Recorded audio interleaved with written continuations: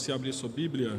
Mateus capítulo 1, versículos 18 a 25, nós estamos dando sequência à série de sermões que tem como tema Jesus, a raiz de Jessé. E hoje, então, nós estaremos observando o que a palavra do Senhor diz a respeito desse assunto a partir de Mateus capítulo 1, dos versículos 18 a 25.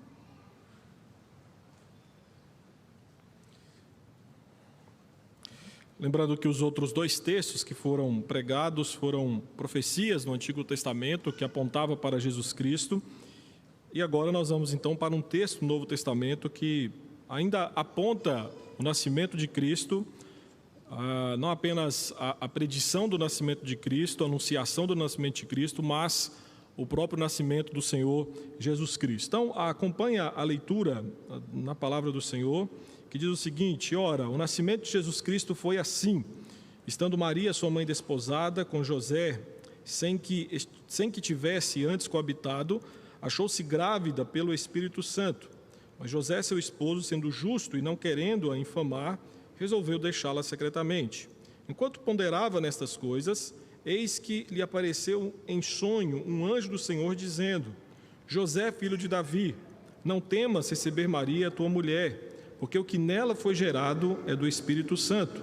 Ela dará à luz um filho, e lhe porás o nome de Jesus, porque ele salvará o seu povo dos seus pecados. Ora, tudo isso aconteceu para que se cumprisse o que fora dito pelo Senhor por intermédio do profeta: eis que a virgem conceberá e dará à luz um filho, e ele será chamado pelo nome de Emanuel, que quer dizer Deus conosco. Despertado José do sono, fez como lhe ordenara o anjo do Senhor e recebeu sua mulher. Contudo, não a conheceu, enquanto ela não deu à luz um filho, a quem pôs o nome de Jesus. Meus queridos, em 1926, em junho de 1926, o pastor americano James Allen Francis proferiu um sermão que tinha como título Levante-se Cavaleiro. E parte desse sermão ficou comumente conhecido como uma vida solitária. E o mais interessante é que, frequentemente, essa parte do sermão ela foi divulgada em grande parte dos Estados Unidos, e ainda assim o é em épocas como as que estamos vivendo agora, em épocas de Natal. Então, eu tirei parte daquilo que comumente é divulgado nos Estados Unidos a partir desse sermão durante o temporada do Natal, que deram como título justamente essa expressão, uma vida solitária. Então, eu retirei um trecho para que você possa entender basicamente o que esse pastor pregou sobre esse assunto. Ele disse: ele nasceu em uma aldeia obscura, filha de uma camponesa. Ele cresceu em outra vila obscura, onde trabalhou em uma carpintaria até os 30 anos. Então, durante 3 anos, ele foi um pregador itinerante. Ele nunca construiu uma família, nunca teve uma casa, jamais frequentou uma faculdade e nunca viajou 350 quilômetros do local onde nasceu. Ele nunca escreveu um livro ou teve um gabinete. Ele não fez nada que normalmente confere grandeza. Enquanto ele ainda era muito jovem, a opinião pública virou-se contra ele. Seus amigos o abandonaram. Ele foi entregue aos seus inimigos, passou pelo escárnio de um julgamento e foi pregado em uma cruz entre 2 ladrões. Enquanto agonizava, seus carrascos apostavam pela única propriedade que ele tinha, sua túnica. Quando ele morreu, foi sepultado em um túmulo emprestado. 20 séculos se passaram e hoje ele permanece a figura central da raça humana. Todos os exércitos que já marcharam, todos os navios que já navegaram, todos os parlamentos que já existiram e todos os reis que já reinaram, juntos, não afetaram tão poderosamente a vida do homem neste mundo quanto esta vida solitária. A partir desse texto, nós temos que perguntar: quem foi Abraão? Quem foi Moisés? Quem foi Agostinho? Quem foi Calvino? Quem foi Abraham Lincoln? Ou, quem sabe, qualquer grande líder mundial comparado à pessoa de Jesus Cristo? Quem destes homens, mesmo com seus nomes elogiados no passar dos séculos por conta dos seus feitos notáveis, afetou tão profundamente a vida da humanidade como Jesus Cristo? Este homem incomparável, esta vida solitária, é apresentado aqui no primeiro capítulo do Evangelho de Mateus. Começando pela genealogia, que vai dos versículos 1 até 17, Mateus aqui então situa Jesus na linhagem régia, apontando que Jesus era tanto filho de Davi e ao mesmo tempo prenunciando a sua missão aos gentios, dizendo que Jesus Cristo também é descendente de Abraão. Mas quando chegamos nos versículos 18 a 25, Mateus aqui então descreve o seu nascimento de uma virgem, mostrando que a geração que aconteceu no ventre daquela virgem foi obra do Espírito Santo. Mas ao mesmo tempo também Mateus aqui aponta para a origem divina, mostrando que Jesus Cristo é aquele que veio para perdoar pecados, porque Ele é o Emanuel, Ele é Deus conosco. O fato que é muito importante aqui, nós iremos falar bastante sobre isso durante o sermão, é que Mateus 1, 18 a 25, tudo aquilo que é descrito pelo evangelista, ele aponta para como se fosse o cumprimento de tudo aquilo que Deus havia prometido no Antigo Testamento. E aí o fato mais importante de se destacar é que os 2 sermões que foram aqui pregados, os 2 domingos anteriores, eram profecias que apontavam justamente para esse momento ao qual nós estamos agora lendo. Então Mateus, nesse primeiro capítulo, especialmente nos versículos 18 a 25, nos mostra os motivos desta vida solitária, o Emanuel, ser de fato incomparável. E o primeiro ponto que quero mostrar para você é que nele, no Emanuel, em Jesus Cristo, as Escrituras se cumprem.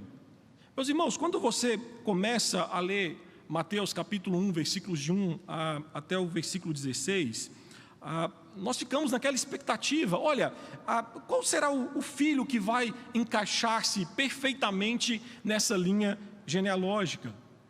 E o que Mateus vai nos mostrar a partir do versículo 18 é que tudo apontava para o Messias esperado, tudo apontava para Jesus Cristo. Por isso, algo que se destaca nos 2 primeiros capítulos de Mateus é a maneira como que o evangelista Mateus explica como cada passo no que diz respeito ao nascimento de Cristo aponta para o cumprimento das Escrituras do Antigo Testamento.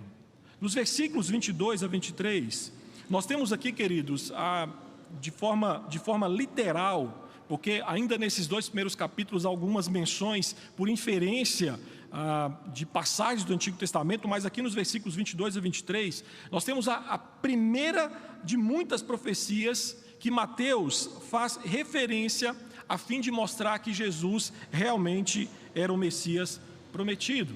Por 5 vezes, queridos, nos 2 primeiros capítulos de Mateus, nós temos citações de profecias a respeito de Jesus Cristo no Antigo Testamento, antes que ele de fato nascesse, antes que de fato ele encarnasse. Então Mateus demonstra como as profecias, de certa forma, encontraram o seu cumprimento em Jesus Cristo. Então atente no versículo 22 que ele fala: cumpriu-se a palavra de Jesus por meio do profeta. Tudo isso, diz ele, aconteceu para que a profecia fosse cumprida, que todos os itens profetizados, de fato, foram cumpridos e não apenas algum deles. Então, observe que aqui no versículo 22, ele fala das palavras em questão, não como ditas pelo profeta, mas são palavras faladas pelo Senhor por intermédio do profeta. Então o que Mateus destaca aqui é que Deus fala por meio das Escrituras, bem como apresenta que os eventos profetizados lá no Antigo Testamento estão se cumprindo no Novo Testamento. E aqui o que Mateus nos revela, queridos, é que existe uma unidade ou uma progressão na revelação de Deus que começa no Antigo Testamento e de fato ao longo dos séculos até caminhar em seu cumprimento no Novo Testamento. Os propósitos, queridos, divinos, são vistos aqui em Mateus em ação nos eventos que foram profetizados, tendo o seu cumprimento final na pessoa de Jesus Cristo. Só que nós temos que fazer uma pergunta aqui importantíssima, queridos. Segundo Mateus, o que foi profetizado no Antigo Testamento que de fato se cumpriu na pessoa de Jesus Cristo? Meus queridos, a pergunta que nós temos que fazer então a partir de Mateus capítulo 1, tendo em vista que Mateus cita de fato que Jesus Cristo é o cumprimento das profecias do Antigo Testamento, o que foi profetizado no Antigo Testamento que de fato se cumpriu na pessoa de Jesus Cristo? O primeiro ponto que nós temos que entender é que Mateus aqui cita o nascimento virginal de Jesus Cristo, uma referência a Isaías capítulo 7, versículo 14. Mas também por inferência, Jesus Cristo aqui é descrito como o Salvador, uma referência ao Salmo de número 130, versículo 8. Só que tem um outro aspecto ainda mais importante aqui. Atente que no versículo 20, o anjo chama José de filho de Davi. E aqui, queridos, aponta para um outro elemento deste cumprimento. Por quê? Porque quando o anjo chama José de filho de Davi, esta mesma expressão já foi usada para se referir a Jesus lá no versículo de número 1. Então, esta expressão aqui, queridos, aponta para a linhagem real de Jesus. Mateus, na genealogia de Jesus, mostra de certa forma o caminho através do qual a linhagem dos descendentes reais de Davi termina na pessoa de José, que se torna o pai humano de Jesus Cristo. Vale ressaltar que na genealogia descrita aqui por Mateus, a dinastia davídica, ela é totalmente destruída e levada para o exílio. Então, daquele momento em diante, o que Mateus nos mostra, e a Bíblia também nos mostra, é que nenhum herdeiro de Davi sentou no seu trono. Só que agora, segundo Mateus, um descendente de Davi, Jesus, o Messias, havia chegado para tomar nas mãos as rédeas reais. E na realidade, querido, isso aqui cumpre mais uma profecia. Porque lá em Isaías capítulo 11, versículo 1, Isaías previu um tempo quando brotaria um rebento do tronco de Jessé, o pai de Davi. Meus irmãos, o que a história de Israel nos mostra é que o exílio deixou apenas um tronco. Mas agora, como foi dito por Mateus, o filho maior, o descendente maior de Davi surgiu do mesmo tronco como um rei prometido. Por isso que para Mateus, queridos, era essencial que Jesus Cristo fosse reconhecido como o verdadeiro filho de José, porque assim ficaria muito claro que ele era um descendente autêntico de Davi. E aí quando você chega no final dos versículos 24 a 25, você vai ver que quando José toma Maria por esposa e nomeia Jesus, oficialmente, ele reconhece esta criança, dando-lhe o status de descendente de Davi. Além disso, queridos, Jesus é o nome incomparável, a pessoa incomparável, porque aquilo que ele é, muda tudo. Eis o segundo ponto que penso com você nessa manhã, porque para tornar-se numa realidade palpável, aquilo que tempos atrás tinha sido prometido, a semente da mulher, a palavra precisava tornar-se carne. Ele precisava tornar-se homem, mas só que havia um problema. O pecado de Adão levou à condenação a toda a humanidade. E como que poderia ele tornar-se homem e não ser também condenado como toda a humanidade? Como poderia ele salvar o seu povo do pecado deles, se ele também fosse nascido com o mesmo pecado que corria nas veias dos descendentes de Adão? O que nós temos que entender é que desde Gênesis 4, os homens tinham gerado filhos à sua própria imagem e semelhança pecaminosa. Lá em João capítulo 3, versículo 6, o Senhor disse que a carne tinha gerado carne. Por isso que era necessário algo novo.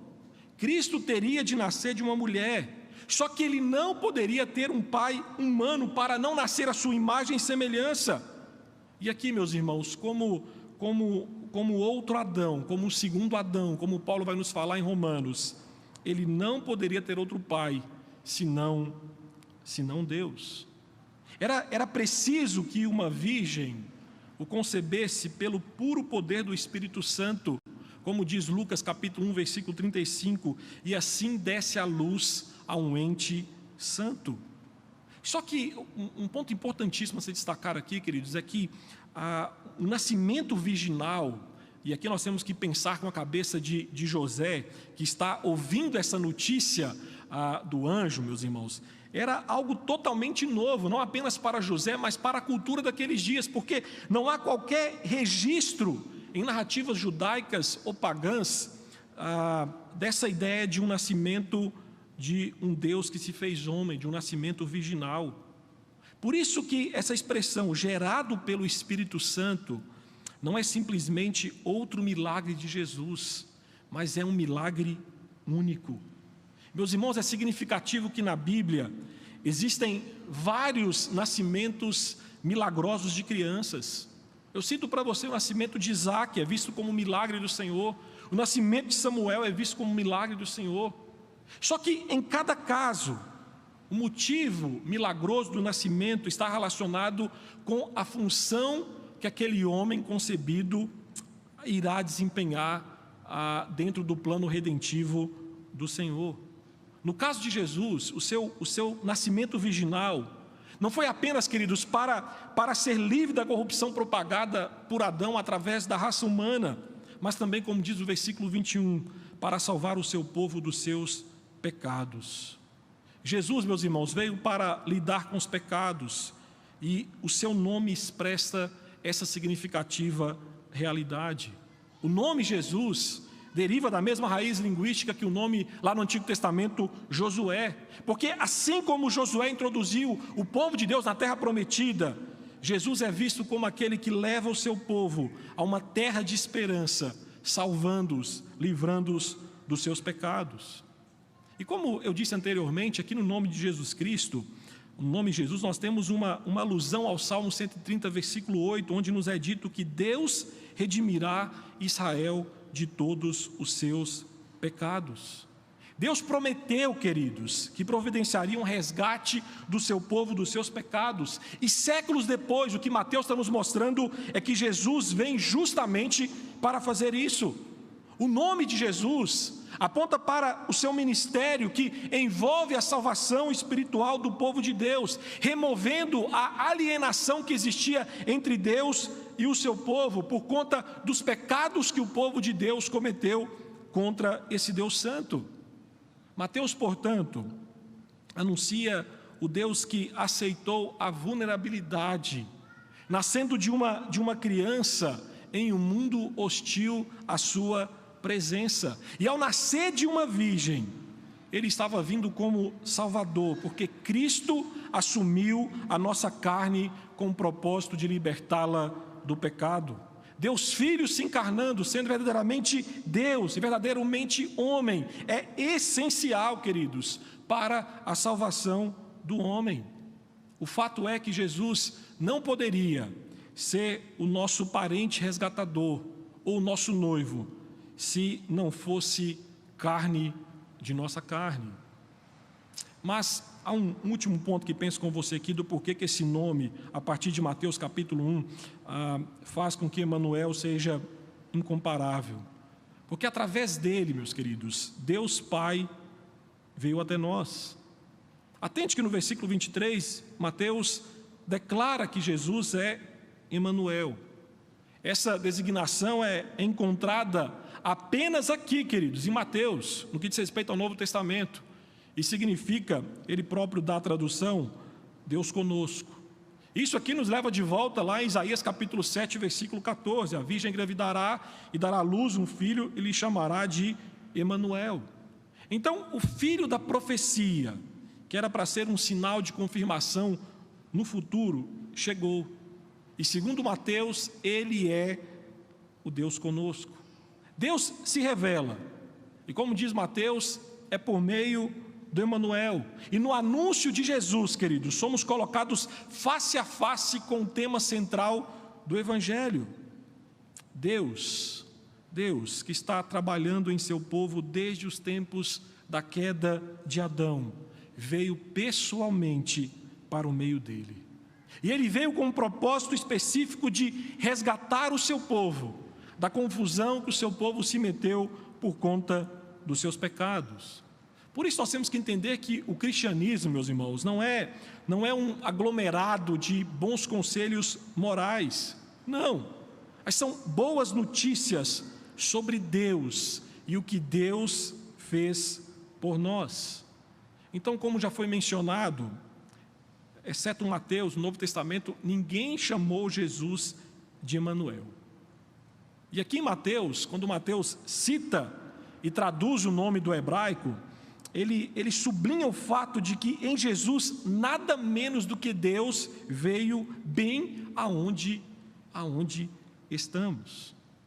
E há um fato aqui, um contexto cultural importantíssimo, nós temos que destacar, que os hebreus tinham uma concepção tão exaltada da pessoa de Deus, que, lógico, baseados lá nos 10 mandamentos, não fizeram qualquer imagem de Deus, a ponto que os romanos, quando conquistaram os judeus, eles chamavam-os ou apelidaram os judeus de ateus, com a ideia de que eles não tinham deuses. Os romanos tinham a ideia de que você tinha que se prostrar diante de deuses feitos, as estátuas de ouro, de metal, de madeira e por aí vai. Então, quando eles olharam para os judeus e não viram aquilo, eles disseram: olha, os judeus não têm deuses. Mas, meus irmãos, com esse pano de fundo, o que Mateus afirma aqui é que Deus não nos deu uma representação de si mesmo, mas que Ele veio pessoalmente para compartilhar a nossa situação. E se a virgem dando à luz ao menino Emanuel, a menina Emanuel era um sinal nos dias do rei Acás, de que Deus não abandona, mas permanece com seu povo, agora, através do Deus encarnado no ventre de Maria, Deus se faz presente na temporalidade.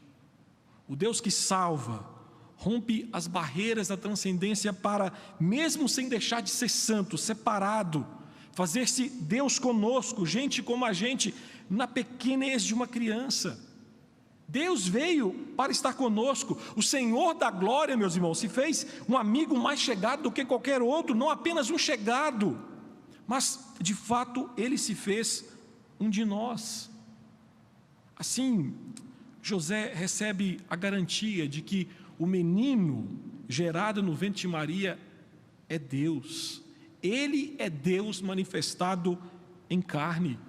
Em Emanuel, Deus veio habitar conosco, o Verbo se fez carne e habitou entre nós, cheio de graça e verdade, e vimos a sua glória, glória como unigênito do Pai, como João capítulo 1, versículo 14 afirma. Através do Emanuel, Deus assumiu a natureza humana, penetrando a nossa atmosfera totalmente contaminada pelo pecado, sem se manchar, sendo Deus conosco. Então sim, para Mateus, Jesus é o Emanuel, ou seja, Deus está conosco e é por nós por causa de Jesus Cristo. E diante disso, queridos, nós temos que pensar em algumas implicações desse texto para nós. E como esse texto é rico em aplicações no que diz respeito à nossa fé cristã, à nossa vida cristã. E eu quero lhe ajudar a colocar em prática esse texto pensando em algumas implicações. A primeira é que nós temos que compreender que Jesus Cristo é o enredo unificador da Bíblia. Meus irmãos, como Mateus mostra, o Evangelho não começa na encarnação de Jesus. Mateus vai nos mostrar que o Evangelho, no que diz respeito à temporalidade, começa lá no Antigo Testamento, porque várias profecias apontavam para a vinda de Jesus Cristo. E como demonstrado por Mateus, queridos, em Jesus Cristo, Antigo e Novo Testamento se unem. A teologia bíblica resume a Bíblia em duas palavras: promessa e cumprimento. O Antigo Testamento é a promessa a respeito daquele que virá. O Novo Testamento é o cumprimento daquele que veio. Então, Isaías capítulo 7, versículo 14, nós temos a promessa. Em Mateus capítulo 1, versículos 18 a 25, nós temos o cumprimento. Jesus, meus irmãos, é aquele que foi prometido desde o início do Antigo Testamento, quando é assegurado para Eva que a serpente feriria o calcanhar do seu descendente, mas a cabeça da serpente seria esmagada. Por conta disso, Jesus é o enredo unificador das Escrituras. Cristo, meus irmãos, é o coração da Bíblia. Lá em João capítulo 5, versículo 39, o próprio Jesus afirmou ser Ele o eixo hermenêutico da Bíblia, ao dizer que as Escrituras testificam de mim. Então nós temos que entender que quando nós pegamos a Bíblia, nós não estamos diante de um livro que é apenas uma coletânea aleatória de ensinos religiosos. Não, a Bíblia é a história de Jesus. Por isso, a pergunta que nós temos que fazer, queridos, é: como sabemos que estamos lendo a Bíblia corretamente? Quando sabemos que estamos pregando a Bíblia corretamente? Se estivermos encontrando Cristo nela. se estivermos crescendo no amor e apreciação por Jesus Cristo, se Ele é cada vez mais formado em nós e nós somos cada vez mais moldados à sua imagem. Sabemos que estamos lendo a Bíblia corretamente na medida em que passamos a amar cada vez mais aquele que é o centro, aquele que é o personagem principal da Bíblia, Jesus Cristo. A verdade, meus queridos, é que a Bíblia nos apresenta Cristo numa proximidade tão estreita que Ele se torna visível diante de nós através das suas páginas. Lutero dizia que a Bíblia é o berço onde Cristo repousa. E se esse berço, meus irmãos, não for colocado diante das pessoas, as pessoas não conseguirão contemplar o Salvador que repousa no berço. Assim, todas as vezes que lemos a Bíblia ou estudamos a Bíblia, nós estamos levantando os pés como uma criança curiosa para ver Cristo no berço.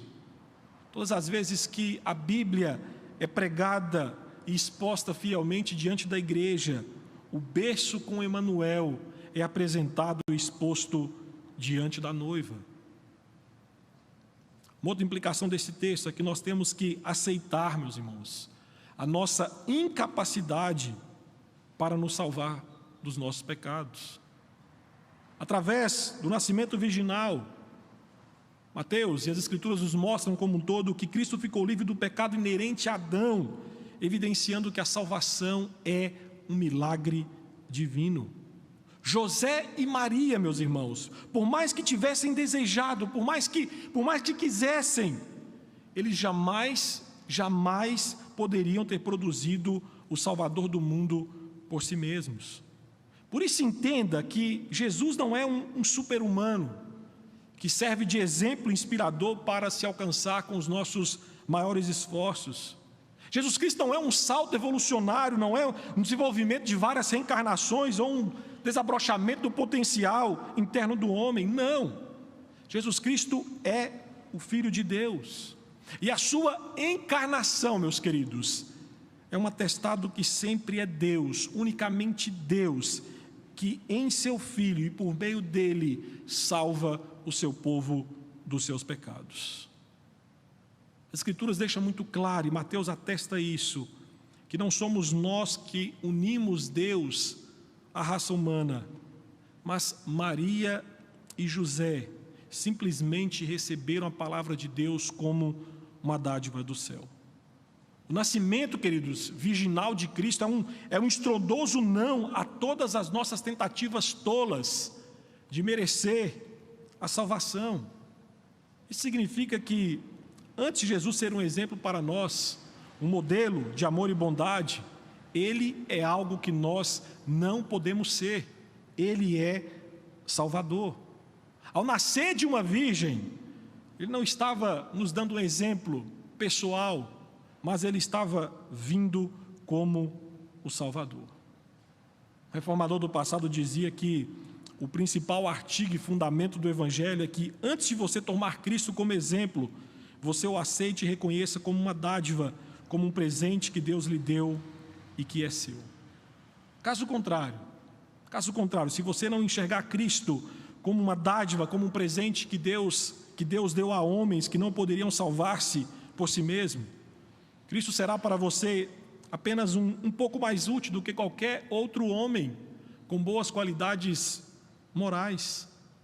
Então não é de admirar, portanto, que sempre que o nascimento virginal de Cristo é banalizado, é ultrajado, vamos dizer assim, é ignorado, é negado, a consequência invariável tem sido a perda do verdadeiro Evangelho. Meus queridos, o nascimento virginal de Jesus resguarda a própria excelência e grandeza do Evangelho, intervenção e salvação sobrenaturais de Deus no que diz respeito à nossa salvação. Um terceiro ponto que penso com você com a aplicação desse texto. Meus irmãos, nós temos que nos deleitar na pessoa incomparável de Jesus Cristo. No prólogo deste Evangelho, Mateus escreve que o Criador se identificou com a criatura.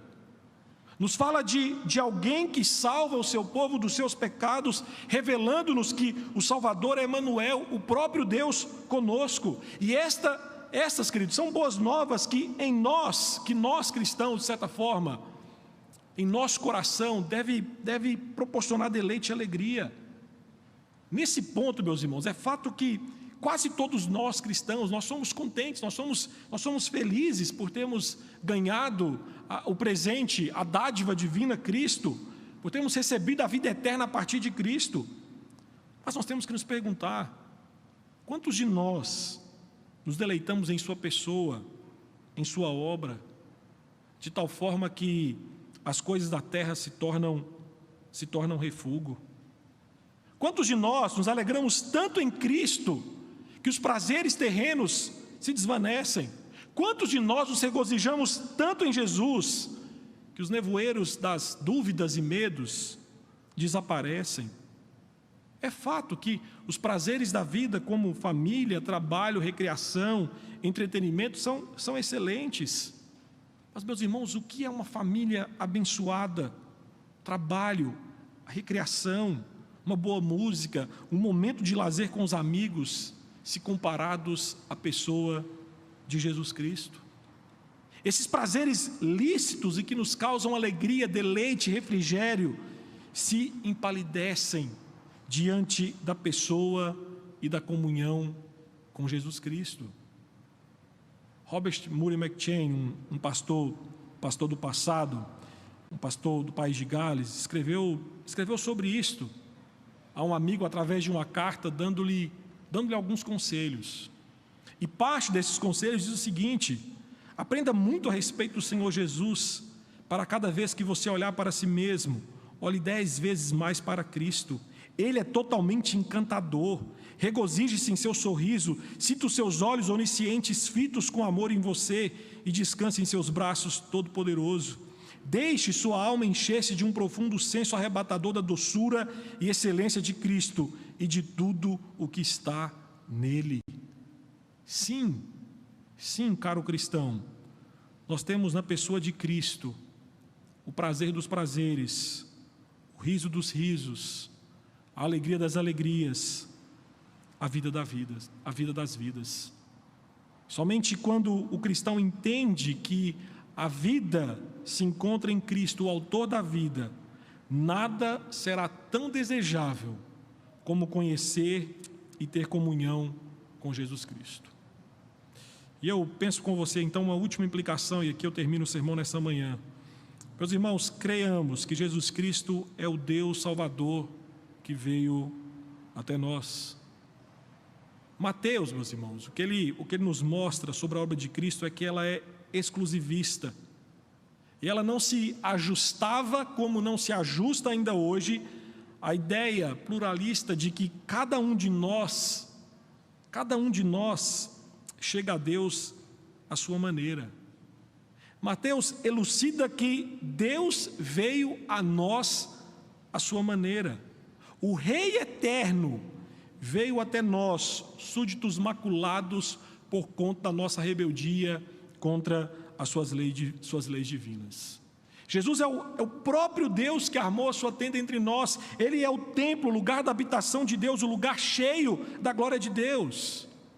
O que é importante pensarmos sobre esse texto? Porque às vezes nós cristãos nós temos uma noção, uma ideia muito vaga da pessoa de Deus Pai. Nós temos às vezes o pensamento, queridos, que por trás de Jesus, o Salvador e amigo de pecadores, existe um Deus Pai sinistro, um Deus Pai irado, um Deus Pai que é menos compassivo e gracioso.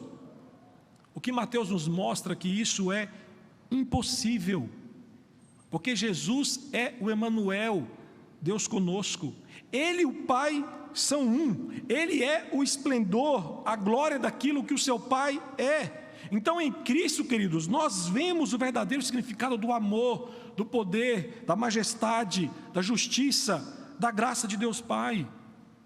E à medida que nós olhamos para Jesus, nós estamos contemplando o próprio Deus.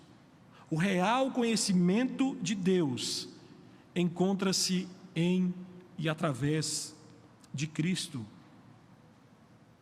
Temos que entender que nós somos totalmente incapazes de reconhecer o favor e a graça do Pai, a não ser por meio de Cristo, o qual é reflexo do coração do Pai. Por isso que Lutero dizia que sem Cristo nós não vemos nada em Deus a não ser ira e um terrível juízo. Então, por causa do Emanuel, meus irmãos, não existe nada em Deus que pareça terrível para nós cristãos. Por isso eu digo para você nessa manhã que nós cristãos somos um povo bendito, porque através de Cristo Deus está conosco. O povo de Deus, queridos, não tem como mensurar bênção maior do que Deus está com ele. O próprio Jesus, lá em Mateus 28, versículo 20, em sua ascensão, prometeu que estaria conosco todos os dias até a consumação dos séculos. Por isso digo para você nessa manhã, você que precisa de consolo em meio ao sofrimento, nunca perca de vista essa realidade. Jesus Cristo é o Deus que se encarnou. Jesus Cristo é o Emanuel, o Deus conosco. Ele é capaz de sensibilizar-se por nossas necessidades, porque Ele experimentou pessoalmente as dores que este mundo nos causa. Por isso, confie nele o tempo todo, em todas as suas aflições, em todas as suas angústias, em todas as suas dores, porque Ele nunca lhe desprezará, porque Ele é Deus conosco. E é fato, meus irmãos, que hoje nós nem sempre conseguimos vislumbrar esta verdade, mas na consumação dos séculos desfrutaremos da totalidade do processo do qual Deus veio até o seu povo. Apocalipse capítulo 21, versículo 3 diz: então ouvi uma voz que vinha do trono e dizia: eis o tabernáculo de Deus com os homens, Deus habitará com eles, eles serão o povo de Deus, e Deus mesmo estará com eles e será o Deus deles. A promessa de Deus em Apocalipse é que desfrutaremos daquilo que Adão perdeu, a comunhão e a companhia de Deus Pai através do Deus Filho. Essa alegria e essa glória já se manifestam, queridos, naquele que é o Emanuel, naquele que é Deus conosco.